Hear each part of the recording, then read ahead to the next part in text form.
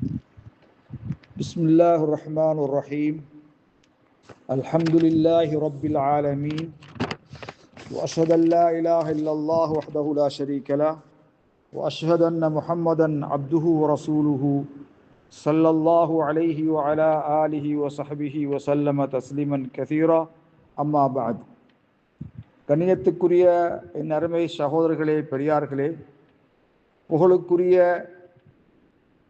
எல்லாம் வல்ல அல்லாஹு ஜல்ல ஷஅனுஹு வ தஆலாவை போற்றியவனாக புகழ்ந்தவனாக நபிகளாரின் மீது ஸலவாத்தும் ஸலாமும் கூறி இன்றைய பாடத்தை, இன்றைய மஜ்லிஸை நான் ஆரம்பம் செய்கின்றேன். கண்ணியத்துக்குரிய சகோதரர்களே, மாஹுல் அஃதலு ஃபி திக்ர் பஅத ஸலாம் மின ஸலா, தொழுகையிலிருந்து சலாம் கொடுத்ததற்கு பின்னால் திக்ர் ஓதுவதிலே எது சிறந்தது என்ற கேள்விக்கு பதிலாக அத்திக்ரு பித் தஸ்பீஹி வத் தஹலீல் வத் தஹ்மீத் பஅத ஸலாத்தில் ஃபரீதத்தி லஹு இத்தத்து சிஃபாத்தின், ஃபர்லாக்கப்பட்ட தொழுகைக்கு பின்னால் அல்ஹம்துலில்லாஹ், லா இலாஹ இல்லல்லாஹ், சுப்ஹானல்லாஹ் என்று கூறுவதற்கு பல சிஃபாத்துகள் இருக்கின்றன, பல வர்ணனைகள் வந்திருக்கின்றன. அதில் முதலாவதாக ஒரு மனிதன் சுப்ஹானல்லாஹ் வல்ஹம்துலில்லாஹ் வல்லாஹு அக்பர் ஸலாதம் வ ஸலாதீன், இந்த மூன்றையும் 33 விடுத்தம் 33 விடுத்தம் 33 விடுத்தம் ஓதுவது மொத்தமாக 99 விடுத்தமாக இருக்கும். நாம் அதை ஓதி வருகின்றோம். 100ஐ பூர்த்தி செய்வதற்கு லா இலாஹ இல்லல்லாஹு வஹ்தஹு லா ஷரீக லஹ் லஹுல் முல்கு வ லஹுல் ஹம்து வ அலா குல்லி ஷைஇன் கதீர். இது முதலாவது. இரண்டாவது சுப்ஹானல்லாஹ் ஸலாதம் வ ஸலாதீன் வல்ஹம்துலில்லாஹ் ஸலாதம் வ ஸலாதீன் வல்லாஹு அக்பர் அர்பஅ வ ஸலாதீன்.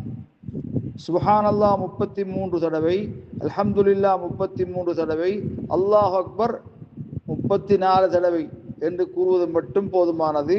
அது மொத்தமாக 100 விடுத்தம். அதை தவிர வேறு எதையும் கூறக்கூடாது.